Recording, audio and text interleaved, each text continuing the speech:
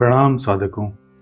पिछले अध्याय में हमने सुना कि श्री राम माता से वन गमन की आज्ञा लेने पहुंचे और किस प्रकार सीता जी ने हट करके प्रभु को साथ जाने के लिए मना लिया। आइए आगे देखते हैं इस अध्याय में किस प्रकार प्रभु वन की ओर प्रस्थान करते हैं। माता कौशल्या प्रभु से बोली, हे पुत्र, वह दिन और शुभ घड़ी कब होगी जब तुम्हारी जननी जीते जी तुम्हारा चांद सा मुखड़ा फिर देखेगी।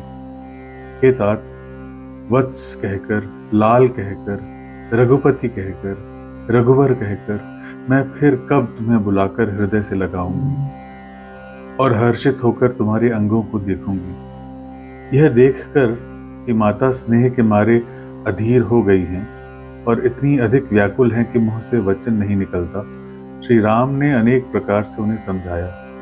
वह समय और स्नेह वर्णन नहीं किया जा सकता।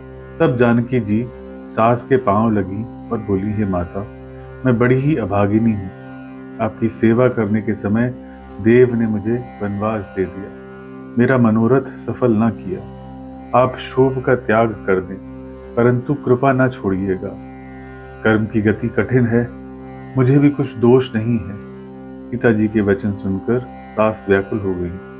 उनकी दशा को मैं किस प्रकार बखान कर कहूँ। उन्होंने सीता जी को बार बार हृदय से लगाया और धीरज धरकर शिक्षा दी और आशीर्वाद दिया कि जब तक गंगा जी और यमुना जी में जल की धारा बहे तब तक तुम्हारा सुहाग अचल रहे। सीता जी को सास ने अनेकों प्रकार से आशीर्वाद और शिक्षाएं दी और वे बड़े ही प्रेम से बार बार चरण कमलों में सिर निवाकर चली।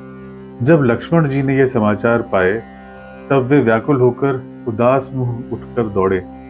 शरीर कांप रहा है, रोमांच हो रहा है, नेत्र आंसुओं से भरे हैं।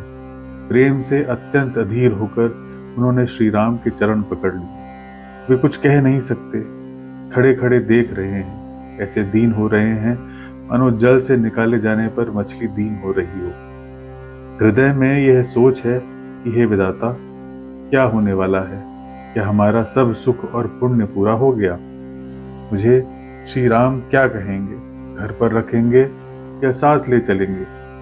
श्री राम ने भाई लक्ष्मण को हाथ जोड़े और शरीर तथा घर सभी से नाता तोड़े हुए खड़े देखा। तब नीति में निपुण और शील, स्नेह, सरलता और सुख के समुद्र श्री राम बोले, हे तात, परिणाम में होने वाले आनंद को हृदय में समझकर तुम प्रेमवश अधीर मत हो। जो लोग माता पिता, गुरु और स्वामी की शिक्षा को स्वाभाविक ही सर चढ़ाकर उसका पालन करते हैं, उन्होंने ही इस जन्म लेने का लाभ पाया है, नहीं तो जगत में जन्म व्यर्थ ही है। हे भाई, हृदय में ऐसा जानकर मेरी सीख सुनो और माता पिता के चरणों की सेवा करो। भरत और शत्रुघ्न घर पर नहीं है, महाराज वृद्ध हैं और उनके मन में मेरा दुख है। इस अवस्था में मैं तुमको साथ लेकर वन जाऊं तो अयोध्या सभी प्रकार से अनाथ हो जाएगी। गुरु, पिता, माता, प्रजा और परिवार सभी पर दुख का दुसह भार आ पड़ेगा। इसलिए तुम यहीं रहो और सबका संतोष करते रहो, नहीं तो हितात बड़ा दोष होगा। जिसके राज्य में प्यारी प्रजा दुख पाती है वह राजा अवश्य ही नरक का अधिकारी होता है। हितात, ऐसी नीति विचार कर तुम घर रह जाओ। यह सुनते ही लक्ष्मण जी बहुत ही व्याकुल हो गए। इतने शीतल वचनों से वे कैसे सूख गए जैसे पाले के स्पर्श से कमल सूख जाता है। प्रेमवश लक्ष्मण जी से कुछ उत्तर देते नहीं बनता। उन्होंने व्याकुल होकर श्री राम के चरण पकड़ लिए और कहा, हे नाथ, मैं दास हूं और आप स्वामी, अतः आप मुझे छोड़ें तो मेरा क्या वश है। हे स्वामी, आपने मुझे सीख तो बड़ी अच्छी दी है, पर मुझे अपनी कायरता से वह मेरे लिए अगम लगी। शास्त्र और नीति के तो वे ही श्रेष्ठ पुरुष अधिकारी हैं जो धीर हैं और धर्म की धुरी को धारण करने वाले हैं। मैं तो प्रभु आपके स्नेह में पला हुआ छोटा बच्चा हूँ। कहीं हंस भी मंदराचल या सुमेरु पर्वत को उठा सकते हैं। हे नाथ, स्वभाव से तो कहता हूँ, आप विश्वास करें, मैं आपको छोड़कर गुरु, पिता, माता किसी को भी नहीं जानता। जगत में जहां तक स्नेह का संबंध है प्रेम और विश्वास है जिनको स्वयं वेद ने गाया है। हे स्वामी, हे सबके हृदय के अंदर की जानने वाले, मेरे तो वे सब कुछ ही केवल आप ही हैं। धर्म और नीति का उपदेश तो उसको करना चाहिए जिसे कीर्ति, विभूति, ऐश्वर्य या सद्गति प्यारी हो, किंतु जो मन, वचन और कर्म से चरणों में ही प्रेम रखता हो, हे कृपा सिंधु, क्या वह भी त्यागने के योग्य है? दया के समुद्र श्री राम ने भले भाई के कोमल और नम्रता युक्त वचन सुनकर और उन्हें स्नेह के कारण डरे हुए जानकर हृदय से लगा लिया और समझाया। प्रभु कहते हैं, हे भाई, जाकर माता से विदा मांग आओ और जल्दी वन को चलो। रघुकुल में श्रेष्ठ श्री राम की वाणी सुनकर लक्ष्मण जी आनंदित हुए। वे हर्षित हृदय से माता सुमित्रा जी के पास आए, मानो अंधा फिर से नेत्र पा गया हो। उन्होंने जाकर माता के चरणों में मस्तक नवाया, किंतु उनका मन रघुकुल को आनंद देने वाले श्री राम और जानकी जी के साथ था। माता ने उदास मन देखकर उनसे कारण पूछा। लक्ष्मण जी ने सब कथा विस्तार से कह सुनाई। सुमित्रा जी कठोर वचनों को सुनकर ऐसी सहम गईं जैसे हिरनी चारों ओर वन में आग लगी देखकर सहम जाती है।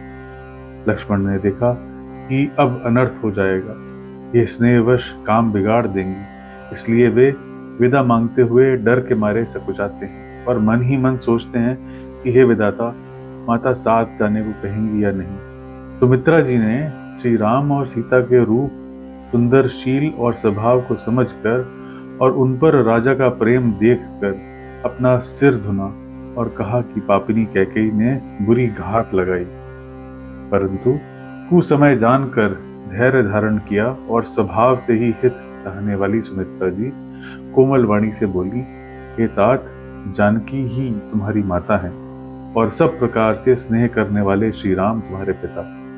जहाँ श्री राम का निवास हो वहीं अयोध्या है, जहाँ सूर्य का प्रकाश हो वही दिन।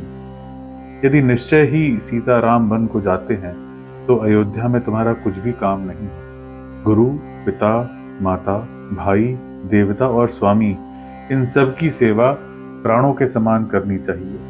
फिर श्री राम तो प्राणों के भी प्रिय हैं, हृदय के भी जीवन हैं और सभी के स्वार्थ रहित सखा हैं। जगत में जहाँ तक पूजनीय और परम प्रिय लोग हैं, वे सब राम जी के नाते से ही पूजनीय और परम प्रिय मानने योग्य हैं। हृदय में ऐसा जानकर हे तात, उनके साथ वन जाओ और जगत में जीने का लाभ उठाओ। मैं बलिहारी जाती हूँ हे पुत्र, मेरे समेत तुम भी बड़े ही सौभाग्य के पात्र हुए तो तुम्हारे चित्त ने छल छोड़कर श्री राम के चरणों में स्थान प्राप्त किया। संसार में वही युवती स्त्री पुत्रवती है जिसका पुत्र श्री राम का भक्त है, नहीं तो जो राम से विमुख पुत्र से अपना हित जानती है वो तो बांझ ही अच्छी, पशु की भांति उसका बयाना व्यर्थ ही है। तुम्हारे ही भाग्य से श्री राम वन को जा रहे हैं हे तात, दूसरा कोई कारण नहीं है। संपूर्ण पुण्यों का सबसे बड़ा फल यही है कि श्री सीता राम जी के चरणों में स्वाभाविक प्रेम। राग, रोष, ईर्ष्या, मद और मोह, इनके वश स्वप्न में भी मत होना। सब प्रकार के विकारों का त्याग कर मन, वचन और कर्म से श्री राम की सेवा करना। तुमको वन में सब प्रकार से आराम है, जिसके साथ श्री राम और सीता रूप पिता माता हैं। ये पुत्र, तुम वही करना जिससे श्री रामचंद्र जी वन में क्लेश ना पावें। मेरा यही उपदेश है हे तात, मेरा यही उपदेश है जिससे वन में तुम्हारे कारण श्री राम और सीता सुख पाएं और पिता, माता, प्रिय परिवार तथा नगर के सुखों की याद भूल जाएं। तुलसीदास जी कहते हैं कि सुमित्रा जी ने इस प्रकार हमारे प्रभु श्री लक्ष्मण जी को शिक्षा देकर वन जाने की आज्ञा दी और फिर यह आशीर्वाद दिया कि श्री सीता जी और श्री राम के चरणों में तुम्हारा निर्मल एवं प्रगाढ़ प्रेम नित नित नया हो। माता के चरणों में सिर निभाकर हृदय में डरते हुए कि अब कोई और विघ्न ना आए, लक्ष्मण जी तुरंत ही इस तरह चल दिए जैसे सौभाग्यवश कोई हिरन कठिन फंदे को तुड़ाकर भाग निकला हो। लक्ष्मण जी वहां गए जहां श्री जानकी नाथ जी थे और प्रिय का साथ पाकर मन में बड़े ही प्रसन्न हुए। श्री राम जी और सीता जी के सुंदर चरणों की वंदना करके वे उनके साथ चले और राजभवन में आए।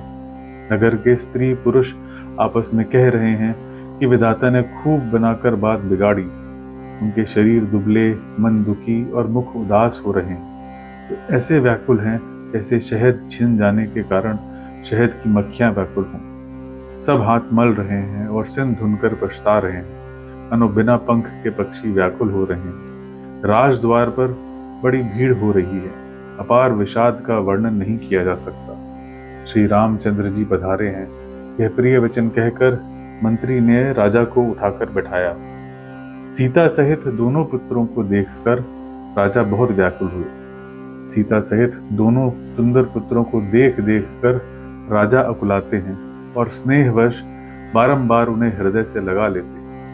राजा व्याकुल हैं, बोल नहीं सकते। हृदय में शोक से उत्पन्न हुआ भयानक संताप है। तब रघुकुल के वीर श्री राम ने अत्यंत प्रेम से चरणों में सिर नवाकर उठकर विदा मांगी। हे पिताजी, मुझे आशीर्वाद और आज्ञा दीजिए। हर्ष के समय आप शोक क्यों कर रहे हैं? हे तात, प्रिय के प्रेमवश प्रमाद करने से जगत में यश जाता रहेगा और निंदा होगी। यह सुनकर स्नेहवश राजा ने उठकर श्री राम की बाह पकड़कर उन्हें बैठा लिया और कहा, हे तात, सुनो, तुम्हारे लिए मुनि लोग कहते हैं कि श्री राम चराचर के स्वामी हैं। शुभ और अशुभ कर्मों के अनुसार ईश्वर हृदय में विचार कर फल देता है। जो कर्म करता है वही फल पाता है। ऐसी वेद की नीति है। यह सब कोई कहते हैं, किंतु इस अवसर पर तो इसके विपरीत हो रहा है। अपराध तो कोई और ही करे और उसके फल का भोग कोई और ही पावे। भगवान की लीला बड़ी ही विचित्र है। उसे जगत में जानने योग्य कौन है? राजा ने इस प्रकार श्री राम को रखने के लिए छल छोड़कर बहुत से उपाय किए, पर जब उन्होंने धर्म धुरंधर, धीर और बुद्धिमान श्री राम का रुख देख लिया तो वे रहते हुए न जान पड़े। तब राजा ने सीता जी को हृदय से लगा लिया और बड़े प्रेम से बहुत प्रकार की शिक्षा दी। वन के दुसह दुख कहकर सुनाए। फिर सास, ससुर तथा पिता के पास रहने के सुखों को समझाया। परंतु सीता जी का मन श्री राम के चरणों में अनुरक्त था, इसलिए उन्हें घर अच्छा नहीं लगा और न वन भयानक लगा। फिर और सब लोगों ने भी वन में विपत्तियों की अधिकता बता बताकर सीता जी को समझाया। मंत्री सुमंत्र जी की पत्नी और गुरु वशिष्ठ की स्त्री अरुंधति जी तथा और भी चतुर स्त्रियां स्नेह के साथ कोमल वाणी से कहती हैं कि तुमको तो वनवास नहीं दिया है, इसलिए जो ससुर, गुरु और सास कहें तुम वही करो। यह शीतल, हितकारी, मधुर और कोमल सीख सुनने पर सीता जी को अच्छी नहीं लगी। वे इस प्रकार व्याकुल हो गई मानो शरद ऋतु के चंद्रमा की चांदनी लगते ही चकई व्याकुल हो उठी। सीता जी संकोचवश उत्तर नहीं देती। इन बातों को सुनकर कैकेयी तमक कर उठी। उसने मुनियों के वस्त्र, आभूषण और बर्तन लाकर श्री राम के आगे रख दिए और कोमल वाणी से कहा, हे रघुवीर, राजा को तुम प्राणों के समान प्रिय हो। वीरू, राजा शील और स्नेह नहीं छोड़ेंगे। पुण्य, सुंदर यश और परलोक चाहे नष्ट हो जाए, पर तुम्हें वन जाने को वे कभी नहीं कहेंगे। ऐसा विचार कर जो तुम्हें अच्छा लगे वही करो। माता की सीख सुनकर श्री राम ने बड़ा सुख पाया, परंतु राजा को यह वचन बाण के समान लगे। वे सोचने लगे, अब भी अभागे प्राण क्यों नहीं निकलते। राजा मूर्छित हो गए। लोग व्याकुल हैं, किसी को कुछ सूझ नहीं पड़ता कि क्या करें। श्री राम जी तुरंत मुनि का वेश बनाकर और माता पिता को सिर नवाकर चल दिए। वन का सब साज सामान सजकर श्री रामचंद्र जी, सीता जी और भाई लक्ष्मण जी सहित ब्राह्मण और गुरु के चरणों की वंदना करके सबको अचेत करके चले। राजमहल से निकलकर श्री राम वशिष्ठ जी के दरवाजे पर जा खड़े हुए और देखा कि सब लोग विरह की अग्नि में जल रहे हैं। उन्होंने प्रिय वचन कहकर सबको समझाया। फिर श्री राम ने ब्राह्मणों की मंडली को बुलाया। गुरु से कहकर उन सबको वर्ष भर का भोजन दिए और आदर, दान तथा विनय से उन्हें वश में कर लिया। फिर याचकों को दान और मान देकर संतुष्ट किया तथा मित्रों को पवित्र प्रेम से प्रसन्न किया। फिर दास दासियों को बुलाकर उन्हें गुरु जी को सौंप कर हाथ जोड़कर बोले, हे गुसाई, इन सबकी माता पिता के समान सार संभार करते रहिएगा। श्री राम जी बार बार दोनों हाथ जोड़कर सबसे कोमल वाणी कहते हैं कि मेरा सब प्रकार से हितकारी मित्र वही होगा जिसकी चेष्टा से महाराज सुखी रहें। हे परम चतुर पूर्वासी सज्जनों, आप लोग सब वही उपाय करिएगा जिससे मेरी सब माताएं मेरे विरह के दुख से दुखी ना हो। इस प्रकार श्री राम ने सबको समझाया और हर्षित होकर गुरु के चरण कमलों में सिर नवाया। फिर गणेश जी, पार्वती जी और कैलाशपति महादेव को मनाकर तथा आशीर्वाद पाकर श्री रघुनाथ जी चले। श्री राम के चलते ही बड़ा भारी विषाद हो गया। नगर का आर्तनाद सुना नहीं जाता। लंका में बुरे शकुन होने लगे। अयोध्या में अत्यंत शोक छा गया और देवलोक में सब हर्ष और विषाद दोनों के वश में हो गए। मूर्छा दूर हुई तब राजा जागे और सुमंत्र को बुलाकर ऐसा कहने लगे, श्री राम वन को चले गए पर मेरे प्राण नहीं जा रहे हैं। न जाने ये किस सुख के लिए शरीर में टिक रहे हैं। इससे अधिक बलवती कौन सी व्यथा होगी जिस दुख को पाकर प्राण शरीर छोड़ेंगे। फिर धीरज धरकर राजा ने कहा, हे सखा, तुम रथ लेकर श्री राम के साथ जाओ। अत्यंत सुकुमार दोनों कुमारों को और सुकुमारी जानकी को रथ में चढ़ाकर वन दिखाकर 4 दिन बाद लौट लाना। यदि धैर्यवान दोनों भाई न लौटें, क्योंकि श्री राम प्रण के सच्चे और दृढ़ता से नियम का पालन करने वाले हैं, तो तुम हाथ जोड़कर विनती करना कि हे प्रभु, जनक कुमारी सीता जी को तो लौटा दीजिए। जब सीता जी वन को देखकर डरें, तब मौका पाकर मेरी ये सीख उनसे कहना कि तुम्हारे सास और ससुर ने ऐसा संदेश कहा है कि हे पुत्री, तुम लौट चलो, वन में बहुत क्लेश है। कभी पिता के घर, कभी ससुराल, जहाँ तुम्हारी इच्छा हो वहीं रहना। इस प्रकार तुम भी बहुत से उपाय करना। यदि सीता जी लौट आई तो मेरे प्राणों का सहारा हो जाएगा, नहीं तो अंत में मेरा मरण ही होगा। विधाता के विपरीत होने पर कुछ वश नहीं चलता। हा राम, हा लक्ष्मण, और सीता को लाकर दिखाओ। ऐसा कहकर राजा मूर्छित होकर पृथ्वी पर गिर पड़े। सुमंत्र जी राजा की आज्ञा पाकर सिर निवाकर और बहुत जल्दी रथ जुड़वाकर वहां गए जहां नगर के बाहर सीता जी सहित दोनों भाई थे। तब सुमंत्र ने राजा के वचन श्री राम को सुनाए और विनती करके उनको रथ पर चढ़ाया। सीता जी सहित दोनों भाई रथ पर चढ़कर हृदय में अयोध्या को सिर निवाकर चले। श्री राम जी को जाते हुए और अयोध्या को अनाथ होते हुए देखकर सब लोग व्याकुल होकर उनके साथ हो लिए। कृपा के समुद्र श्री राम जी उन्हें बहुत तरह से समझाते हैं तो वे अयोध्या की ओर लौट जाते हैं, परंतु प्रेमवश फिर लौट आते हैं। अयोध्यापुरी बड़ी डरावनी लग रही है, मानो अंधकारमयी काल रात्रि ही हो। नगर के नर नारी भयानक जंतुओं के समान एक दूसरे को देखकर डर रहे हैं। घर शमशान, कुटुंबी भूत प्रेत और पुत्र हितैषी और मित्र मानो यमराज के दूत हैं। बगीचों में वृक्ष और बेलें कुम्हला रही हैं। नदी और तालाब ऐसे भयानक लगते हैं कि उनकी ओर देखा भी नहीं जाता। करोड़ों घोड़े, हाथी, खेलने के लिए पाले हुए हिरन, नगर के गाय, बैल, बकरी आदि पशु पपीहे, मोर, कोयल, चकवे, तोते, मैना, सारस, हंस और चकोर, श्री राम के वियोग में सभी व्याकुल जहां तहां ऐसे चुपचाप स्थिर होकर खड़े हैं मानो तस्वीरों में लिखकर बनाए हों। विधाता ने कैकेयी को भीलनी बनाया, जिसने 10 दिशाओं में भयानक आग लगा दी। श्री राम जी के विरह की इस अग्नि को लोग सह न सके। सब लोग व्याकुल होकर भाग चले। सबने मन में विचार कर लिया कि श्री राम, श्री लक्ष्मण और सीता जी के बिना सुख नहीं है। जहाँ श्री राम रहेंगे वहीं सारा समाज रहेगा।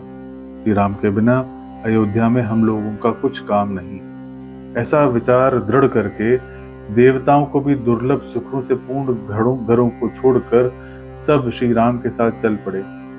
जिनको श्री राम के चरण कमल प्यारे हैं, उन्हें क्या कभी विषय भोग वश कर सकते हैं। बच्चों और बूढ़ों को घर में छोड़कर सब लोग साथ हो लिए। पहले दिन श्री रघुनाथ जी ने तमसा नदी के तीर पर निवास किया। प्रजा को प्रेमवश देखकर श्री राम के दयालु हृदय में बड़ा ही दुख हुआ। प्रभु करुणामय हैं, पराई पीड़ा को वे तुरंत पा जाते हैं।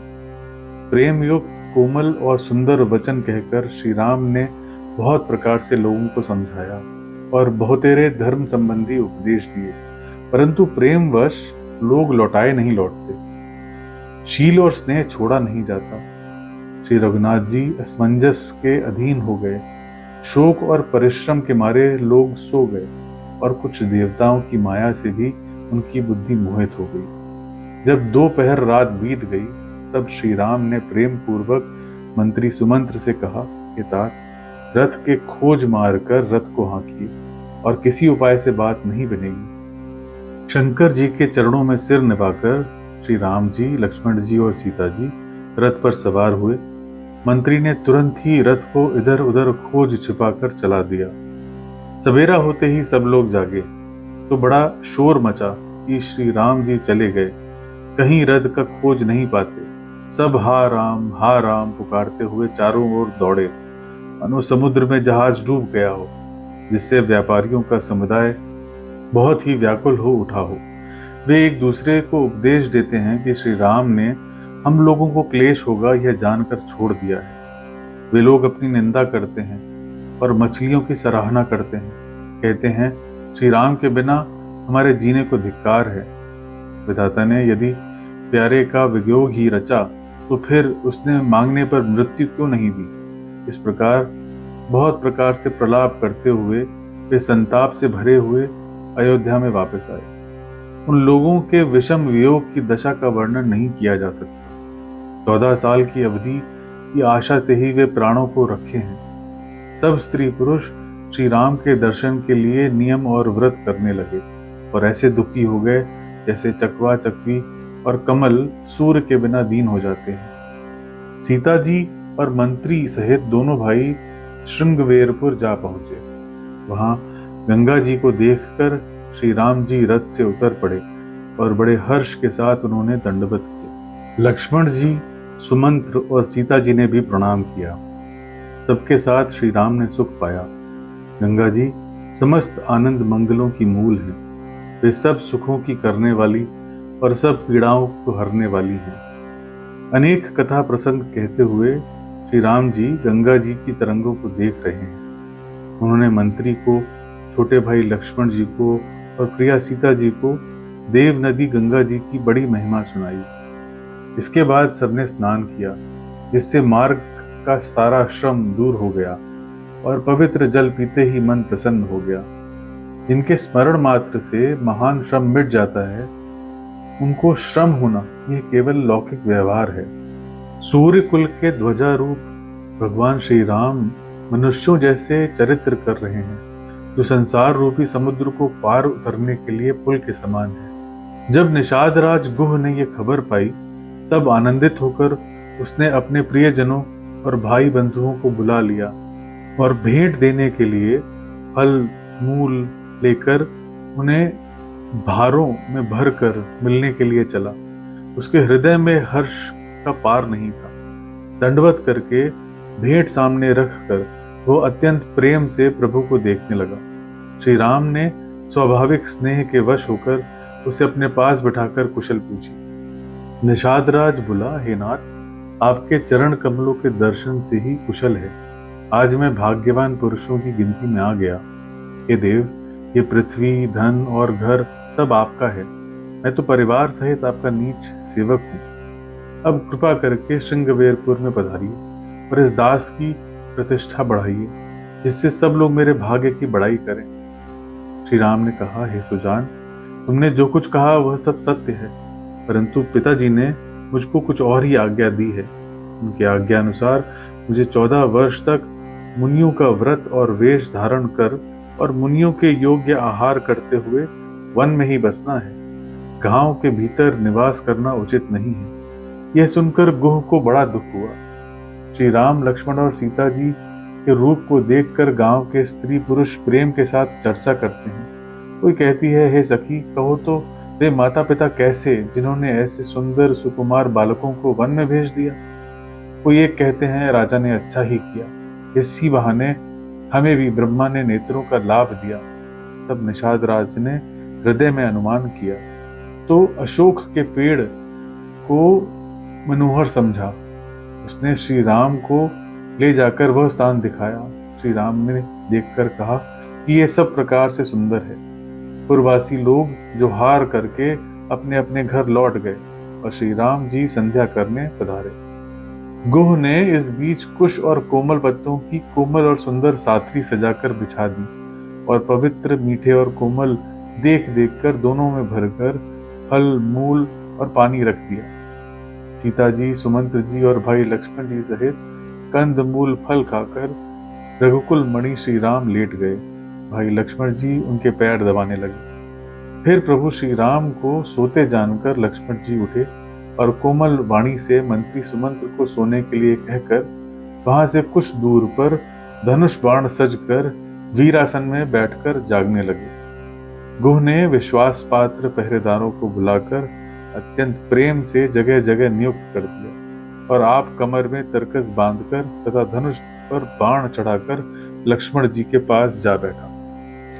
प्रभु को जमीन पर सोते देखकर प्रेमवश निषाद राज के हृदय में विषाद हो आया। उसका शरीर पुलकित हो गया और नेत्रों से जल बहने लगा।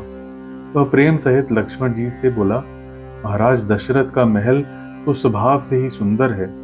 इंद्र भवन भी जिसकी समानता नहीं पा सकता। उसमें सुंदर मणियों के रचे चौबारे हैं जिन्हें मानो रति के पति कामदेव ने अपने ही हाथों से सजाकर बनाया है, जो पवित्र, बड़े ही विलक्षण, सुंदर भोग पदार्थों से पूर्ण और फूलों की सुगंध से सुवासित है, जहाँ सुंदर पलंग और मणियों के दीपक हैं तथा सब प्रकार का पूरा आराम है, जहाँ ओढ़ने बिछाने के अनेकों वस्त्र, तकिए और गद्दे हैं जो दूध के फेन के समान कोमल, निर्मल और सुंदर हैं। वहाँ श्री सीता जी और श्री राम जी रात को सोया करते थे और अपनी शोभा से रति और कामदेव के गर्व का हरण करते थे। वही श्री सीता और श्री राम आज घास फूस की साथरी पर थके हुए बिना वस्त्र के सोए हैं। ऐसी दशा में वे देखे नहीं जाते। माता पिता, कुटुंबी, प्रजा, मित्र, अच्छे शील स्वभाव के दास और दासियां, सब जिनकी अपने प्राणों की तरह सार संभाल करते थे, वही प्रभु श्री राम आज पृथ्वी पर सो रहे हैं। जिनके पिता जनक जी हैं, जिनका प्रभाव जगत में प्रसिद्ध है, जिनके ससुर इंद्र के मित्र रघुनाथ दशरथ जी हैं और पति श्री रामचंद्र जी हैं, वही जानकी जी आज जमीन पर सो रही हैं। विधाता किसको प्रतिकूल नहीं होता।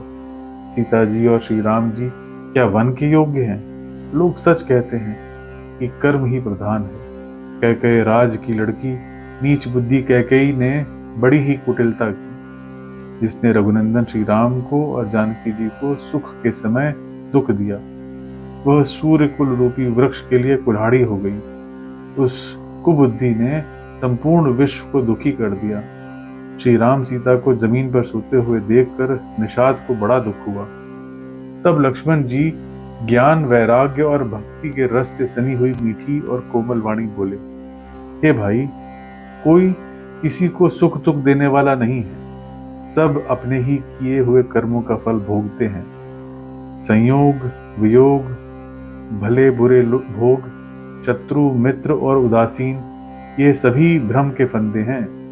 जन्म, मृत्यु, संपत्ति, विपत्ति, कर्म और काल, जहां तक जगत के जंजाल हैं, धरती, घर, धन, नगर, परिवार, स्वर्ग और नरक आदि जहां तक व्यवहार हैं, जो देखने, सुनने और मन के अंदर विचारने में आते हैं, इन सब का मूल मोह ही है।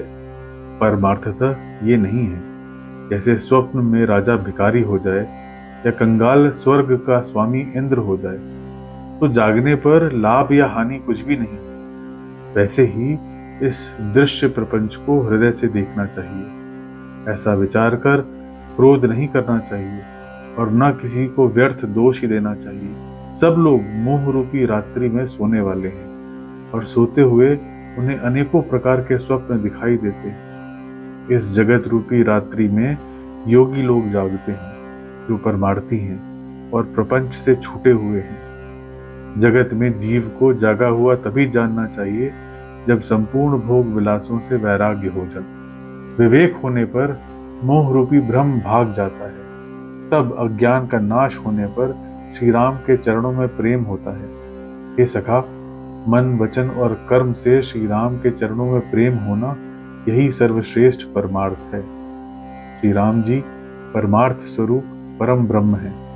वे जानने में न आने वाले, अलख, अनादि, अनुपम, सब विकारों से रहित और भेद शून्य हैं। वेद जिनका नित्य नेति नेति कहकर निरूपण करते हैं, वही कृपालु श्री राम जी भक्त, भूमि, ब्राह्मण, गौ और देवताओं के हित के लिए मनुष्य शरीर धारण करके लीलाएं करते हैं। इनके सुनने से जगत का जंजाल मिट जाता है। अयोध्या कांड का ये अध्याय यही समाप्त होता है। ईश्वर से प्रार्थना है कि वे आपकी साधना में सहायता करें। जय श्री राम।